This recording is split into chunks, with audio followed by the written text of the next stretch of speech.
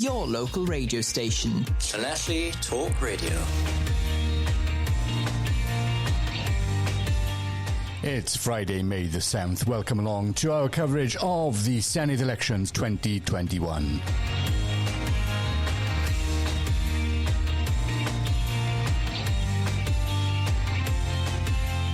Joining me in the studio today is Gwynnoro Jones, former MP for Carmarthenshire and our political analyst.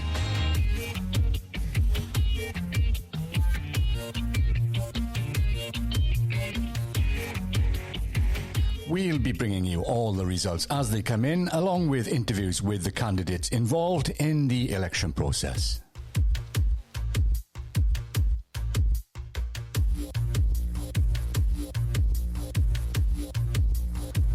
Your stories, your platform. This is Senedd Talk Radio. Welcome along. My name's Alan Evans. This is Senedd Talk Radio. Well, there we are. We know these people will only be elected on the backs of the common people. Could they rely on the postal votes? Was there a possibility of future online voting? This has been a very different set of circumstances, and it could affect the result. Gwynnoro, how will politicians have been faring on the doorstep amid what has been a terrible year for most people? Oh, it's been hugely difficult, and as you said, the uncertainty was considerable. The point being, there probably will be far more postal votes this time than ever before. That was inevitable. Safety, social distancing, keeping people away from the polling booths. So postal voting will be a major involvement in the result, I have no doubt.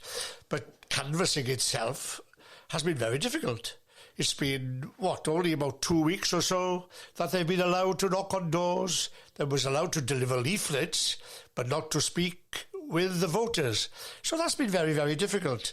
And I get the impression, I'm sure it wasn't so for the candidates' mind and their key workers, to say it's a low-key campaign. It looks as if it's a low-key campaign as far as the voters go.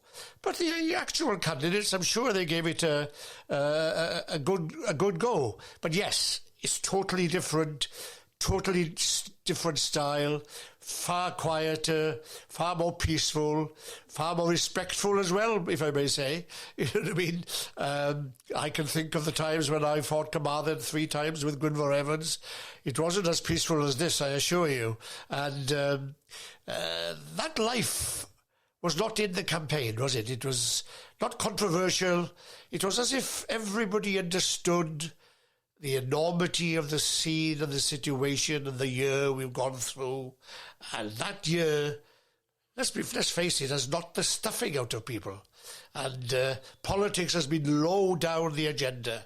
You know, villages, communities, families. The last thing on their mind was politics.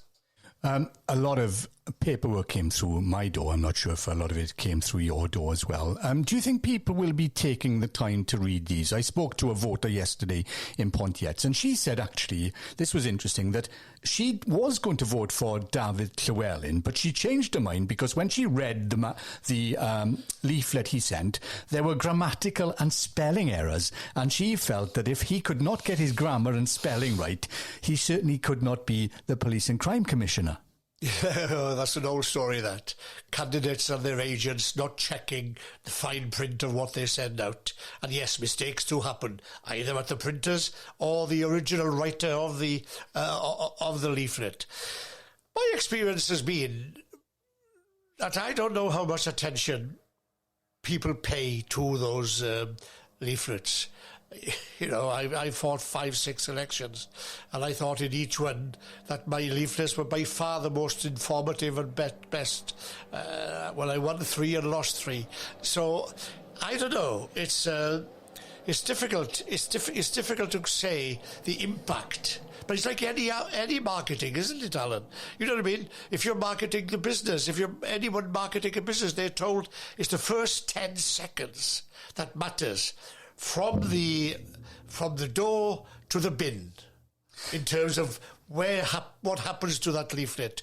Do they read that leaflet or not? You've only got a few seconds to hold people's attention.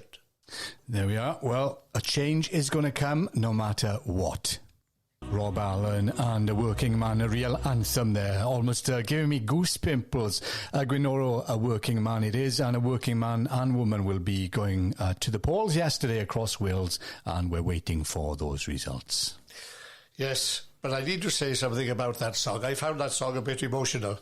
Because remember, I was the son of a colliery carpenter. Both my grandfathers worked in either Blaenhyrwyn or Great Mountain Tumble, and then my father eventually in Cynhydre. What that song says is quite true.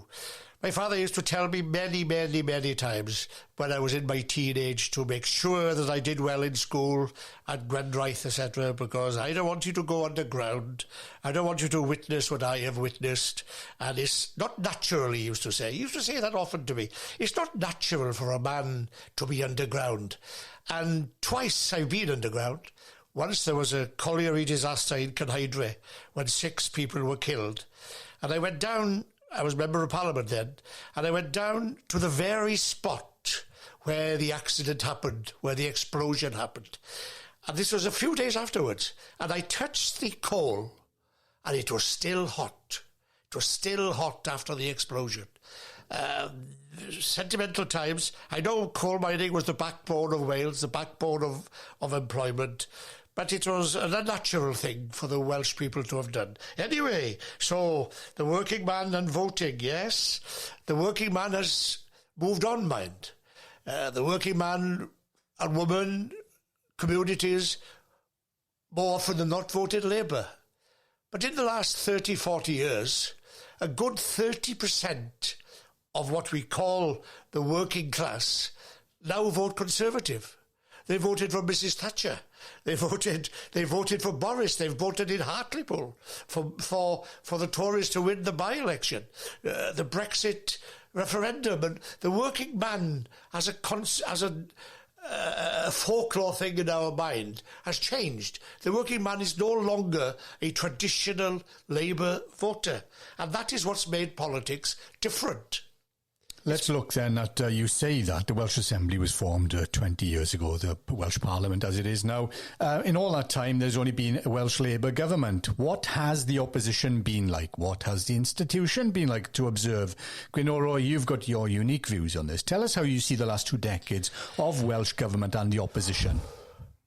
Well, maybe I'm of the old school, where politicians were radical orators, campaigners in a big way. I miss that in the politics of Wales over the last 20 years. It isn't there. Too sedate, too benign, too gentlemanly. All that campaigning of days of old has gone. That's the first thing. The second thing, the voting system itself, of course, makes it very difficult for the opposition parties to break through. Certainly the 3rd, 4th and 5th parties. The Assembly is made for 2-party politics, and that needs changing. That is why we need voting reform. That is why voting reform will exhilarate and change and enthuse the Assembly. It's not enthusiastic, is it? I have to be honest with you. I hardly ever watch it. Every time I do, I've been there about twice, and I left after about 20 minutes. Because it is so quiet, they're so orderly, so structured, and the speaker, Llefarydd, so coordinates things. There's no freedom there. It's difficult to get your point over because there's a structure. It's a structured debate, a structured assembly, and that does inhibit debating. Open discussion. And if you say something that might be regarded a bit risque or over the top, as they do in the House of Commons, no problems. You know what I mean? Ian Blackford asked Boris last week, do you think you're a liar, Prime Minister? That would never be allowed in the Senedd. It needs to relax a bit. It needs to be active. I don't know how many people watch it on telly or listen or whatever. I certainly don't. I find it boring. And they need to change that. And that also reflects itself in the number of people who turned out. It is difficult to believe why less than half the Welsh people have not voted since it began. Now, why is that? Do they find it's useful? Do they find it makes an impact? Does it draw their attention? And that is why I've said this many times, and I stick with this. There's too much of a club atmosphere in the Senedd. It is too Cardiff-centric, too much of a club atmosphere, and it does not govern for West, Mid and North Wales. That's been my view from the beginning. OK, we get the message loud and clear that you find it hard to tolerate it. O hyd a bwys y ti o reigra fel ar y mynydd Gwenoro. Yeah. Now, the question of Welsh language is one, independence, Welsh language is one that has raged for many decades. Gwenoro, you've written a book on this very subject. Give us a quick painted canvas of the fight for independence in Wales and what that is likely to be, the implications of that today for voters in Wales as they have gone to the polls. Gosh, what a subject. It took us 2.5 years to write the book, mind. So you want me to do this in two or 3 minutes or 4 minutes? Not the book, just to kind of how will independence? I just wanted to look at today now and just look at the vote and think, how will people going to the polls be voting? Will they have independence for Wales at the heart of their decision to put an X in the box for Plaid Cymru? Some will, but not the majority, I have no doubt. And they have already voted. We are here waiting for the result today. They voted yesterday. But the quick synopsis is devolution and the nationhood of Wales, which we cover in this book that's out soon, this week or next week at the latest. It's been a problem. It's been divisive. It's been always an issue. The powers that the Welsh people should have, the power devolution should give to Wales, the strength of the nationhood of Wales. Should Wales be independent? Can it afford to be independent? Is it big enough a country? Now, those last few questions are being addressed more now than ever. The first question is, are we big enough to be on our own? Certainly, yes. You can vote for be part of the United Kingdom or remain like that as a union. Fine, no problem. But let's not kid ourselves that Wales is too small. There are 7 countries in the European community that are smaller than Wales. We are the 30th in terms of world rankings, in terms of economic development and production. 30th, not 100th. Of course Wales can be on its own. Question is, do the people want it? Is there a desire for it? Do they understand that? We raise more taxes in Wales than what devolution costs. That's the first thing. We give about 11, 12, more than that, billion back to Westminster, to the Treasury every year. Of course, that's to cover defence, welfare and many other things. So it's not an issue of can we afford it. It's all to do with what is the best way of governing Wales, what structure Wales should have, and what is its role within the United Kingdom. And I fear for many years, for a century probably, and more actually, this image of the empire, British Empire, and we are part of this United Kingdom, is waning. It's fracturing. It's struggling to survive. That's inevitably. Look what's happening in Scotland. What indeed is happening in Northern Ireland now after Brexit. I would say I probably won't be around unless the good Lord gives me another 15, 20 years.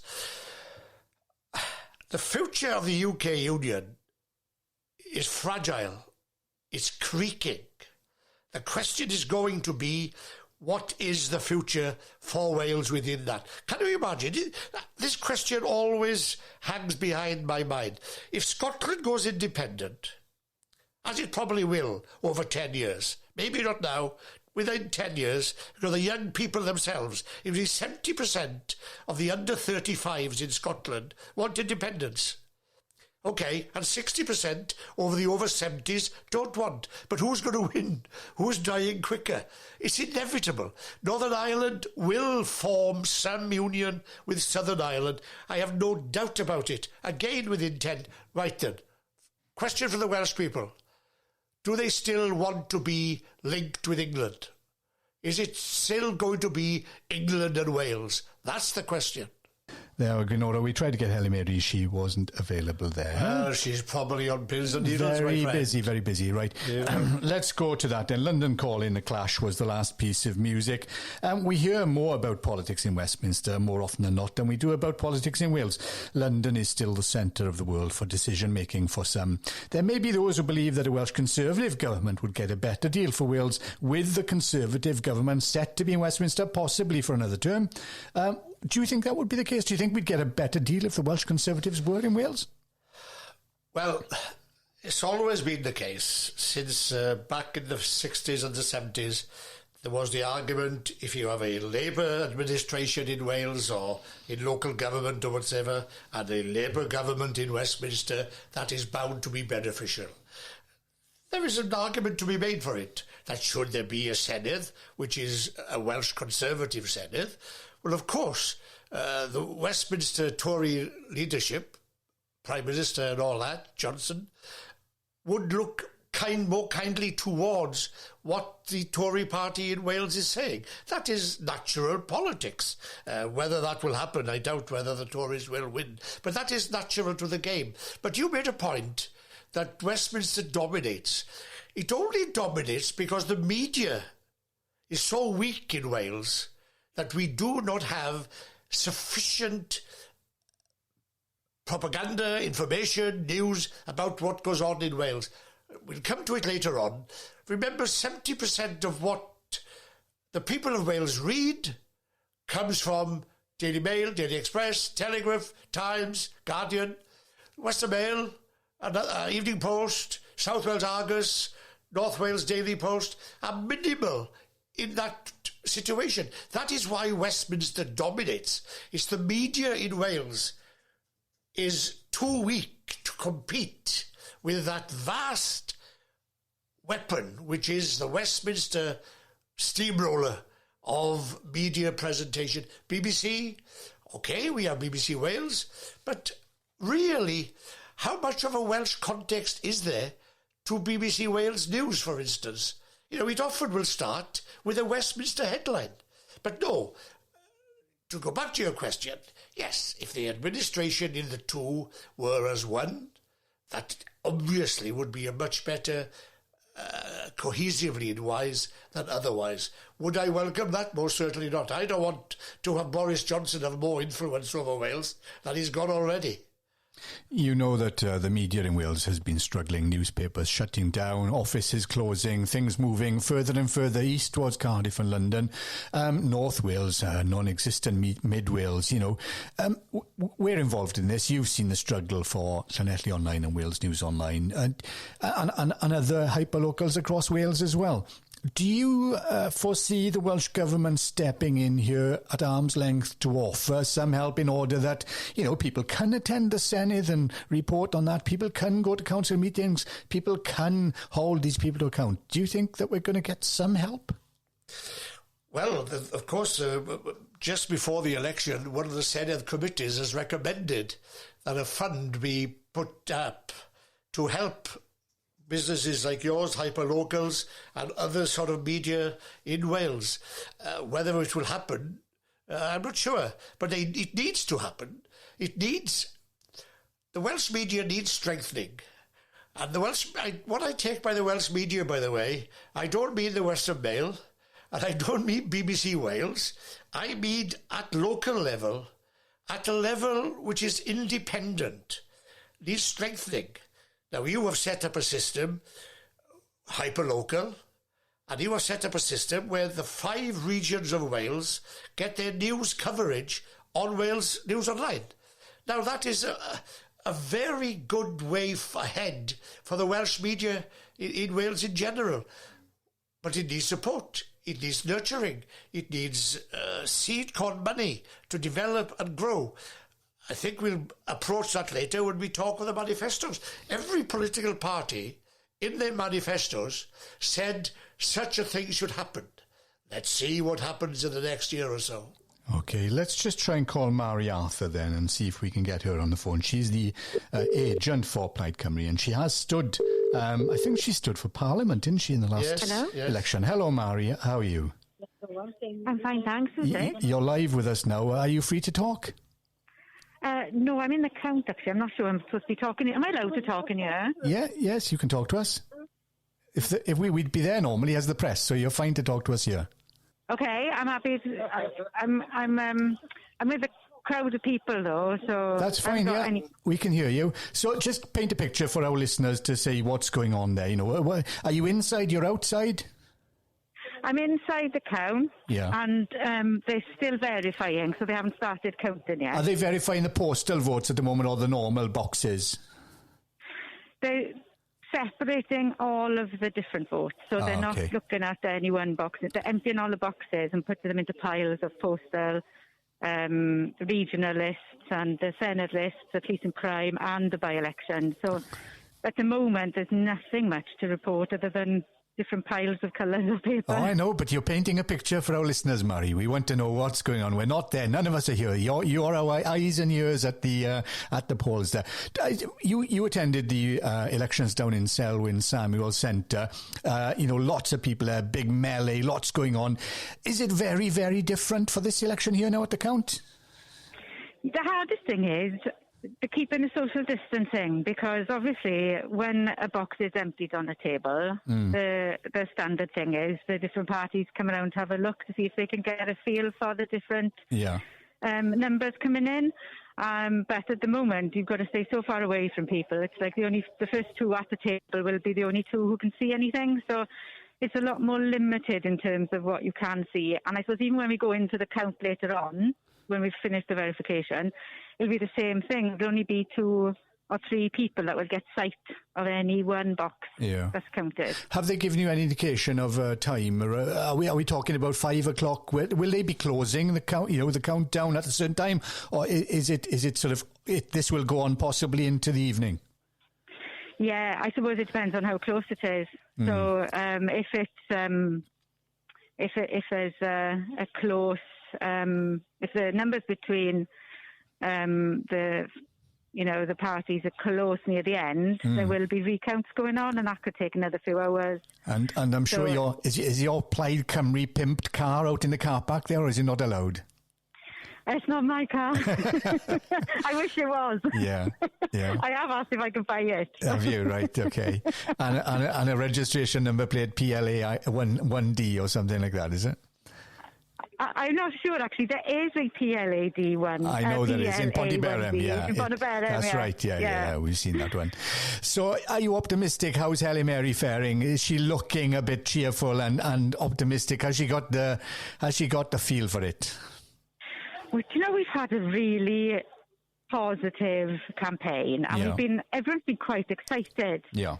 And I know every party will be living in their little bubble, and you see algorithms on social media for your own party. So you can't really go on anything until the numbers come through today. But there are so many youngsters coming through saying they're voting Plaid, and so many people coming through saying they're voting Plaid for the first time, that it has given us this hope that, we are going to take it today. So it's still feeling quite optimistic. But like I say, I am aware we do live in our bubbles, all of the parties. Yeah. We've got Gwenoro Jones in the studio with us. So we'll leave Gwenoro to ask you a quick question, if I may. Yeah? Well, yeah, the only thing, Barry, is from my point of view, when you say it's different, it must be vastly different, surely. There must be many fewer of you here than in a count like yours last time. Aren't there? Or are there a good number of people?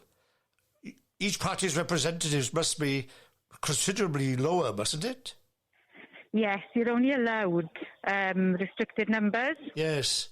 So you're only allowed one counter in at a time for different candidates. Obviously, then they've got the counters for the regional list as well, and then you've got the candidate and the agent. So the candidate and the agent are allowed to come in and out, but the counters are very, very limited. So that's another restriction as well. It's not just restricting who can stand at what table. You've only got one person that can cover all the tables as well. That's so. right, and covering, and I suppose, guessing when the result will be is anybody's guess, isn't it? It is really. Could be 4 o'clock, could be 5 o'clock. And as you said, on recounts, well, I'm the expert on recounts, mind. I had 5 back with Gunvor Evans in the 70s, and we didn't finish until 10 o'clock on the Friday night.